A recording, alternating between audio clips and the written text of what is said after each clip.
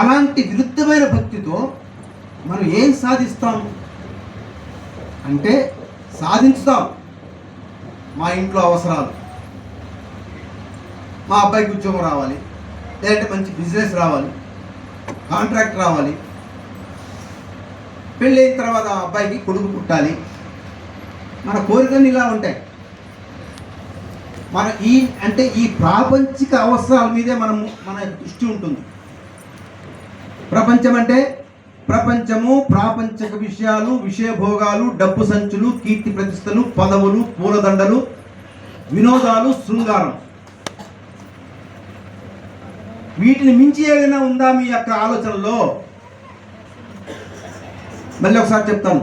మనం గుడికి వెళ్ళినా, ఏ దేవుడి దగ్గర మొక్కినా కోరుకునేది ఏంటంటే ప్రపంచము, ప్రాపంచిక విషయాలు, విషయభోగాలు, డబ్బు సంచులు, కీర్తి ప్రతిష్టలు, పదవులు, పూలదండలు, వినోదాలు, శృంగారము. ఇవన్నీ దేనికి సంబంధించినవి? ప్రపంచానికే సంబంధించినవి. దీనికి అతీతంగా ఎవరైనా దేవాలయానికి వెళ్ళి కోరుకుంటున్నారా? దేవుడి దగ్గర కానీ, దేవీ దేవతల దగ్గర కానీ చెప్తారా ఎవరన్నా? లేదు. అంటే ఇదేనా మనకు కావాల్సింది? ఇంకేం అవసరం లేదా? ఒకటి ఉంది, ఇది చెప్తారు. ఏం కావాలమ్మా మనకి? మోక్షం కావాలి. ఏం కావాలి? అది అడగడంలో మనం అర్థమైందండి. మోక్షాన్ని అడగడంలా. మోక్షం అంటే మరు జన్మ ఉండదు. మీరు మోక్షాన్నే కోరుకున్నారంటే మరల జన్మ ఉండదు. ఎక్కడికి వెళ్తారు? పరంధామానికి వెళ్ళిపోతారు. ఆ పరలోకంలోకి వెళ్ళిపోతారు. ఊర్ధ్వగతికి వెళ్తారు. ఎన్నో లోకాలు ఉన్నాయి భూలోకం దాటి. ఇది భూలోకం.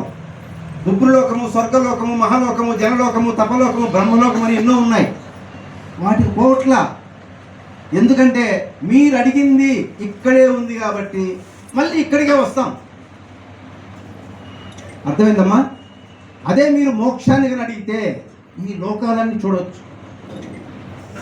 మరి ఎట్లా? మరి మోక్షము కావాలి, కానీ అడిగేది మాత్రం ప్రపంచం.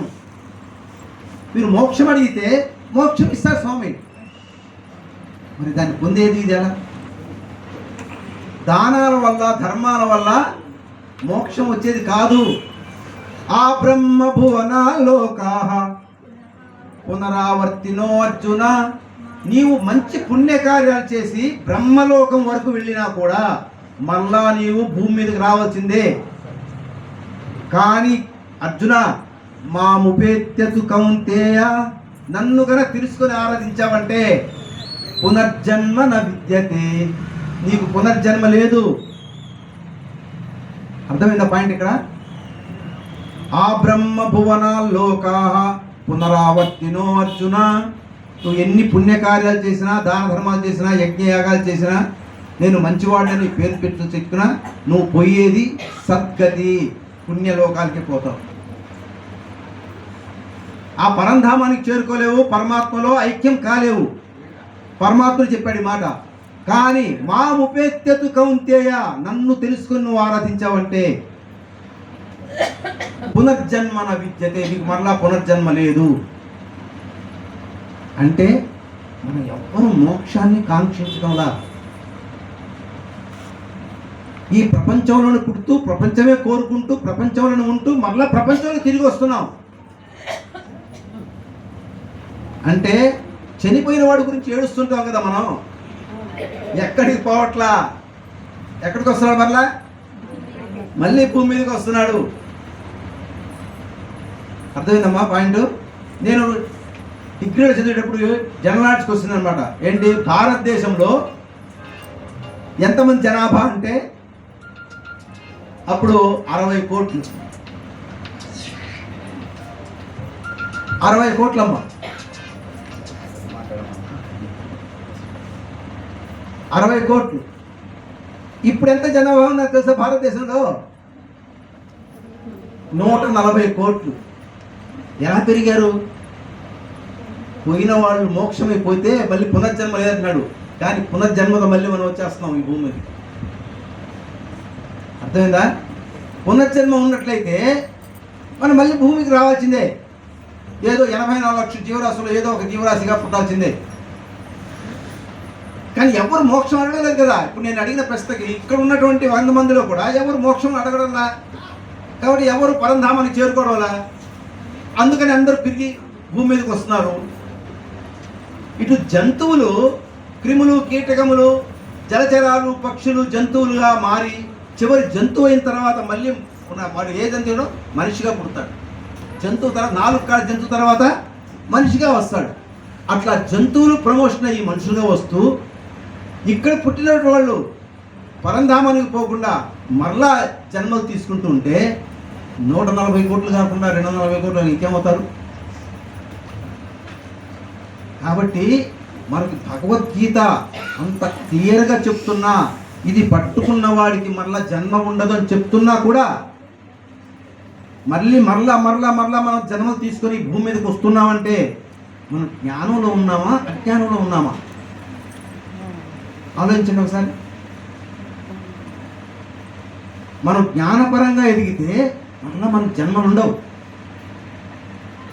60 కోట్లు ఉన్నవాళ్ళు పెరిగితే ఒక 10 కోట్లు పెరుగుతారు. 140 కోట్లు ఎలా అవుతారు? అందుకనే భగవద్గీత మనం చదవాలి. మనం ఆనందంగా, ఆరోగ్యంగా పరంధామంతో, పరమాత్మునితో ఐక్యమయ్యి ఈ కల్పాంతం వరకు సుఖంగా, ఆనందంగా ఉండాలి. మళ్ళీ దుఃఖాలయం అశాశ్వతమైన మళ్ళీ ఈ భూమి మీదకి రాకూడదు. 84 లక్షల జీవరాశుల్లో మానవుడు ఒక్కడే ప్రయత్నం చేసి ఆ పరంధామాన్ని చేరుకోగలడు. మానవుడు ఒక్కడే. ఏ ఇతర జంతువులకి అవకాశం లేదు. ఎందుకని అంటే మనకి అంతఃకరణ ఉంది. ఏంటి అంతఃకరణ అంటే? మనస్సు, బుద్ధి, చిత్తము, అహంకారం. ఈ ఆలోచన, విచక్షణ, జ్ఞానము ఇతర జంతువులకి, జంతుజాలానికి లేవు. మానవుడికి మాత్రమే ఉంది. ఏది నిత్యము, ఏది అనిత్యము, ఏది సత్యము, ఏది అసత్యము, ఏది పాపము, ఏది పుణ్యము, ఏది శాశ్వతము, ఏది అశాశ్వతము అని ఆలోచించే శక్తి కేవలం ఎవరికి ఉంది? మనిషికి మాత్రమే ఉంది. అలా ఆలోచించి నిత్యమైన దానిని, సత్యమైన దానిని, శాశ్వతమైన దానిని, పుణ్యకరమైనది ఎన్నుకోవాలి. అనిత్యమైనది, అశాశ్వతమైనది, అవన్నీ పాపభూయిష్టమైనది, అశాశ్వతమైనది ఎన్నుకోకూడదు. అలా ఎన్నుకుంటే మరలా మనకు జన్మలు రాక తప్పదు. అలా నిత్యమైనది ఏంటో, సత్యమైనది ఏంటో, శాశ్వతమైనది ఏంటో, పుణ్యకరమైనది ఏంటో తెలుసుకోవడానికే మనం భగవద్గీత చదవాలి. ఓకేనా? మరి ఈ భగవద్గీతలో కృష్ణ పరమాత్ముడు ఎన్ని శ్లోకాలు చెప్పాడమ్మా? ఏమా?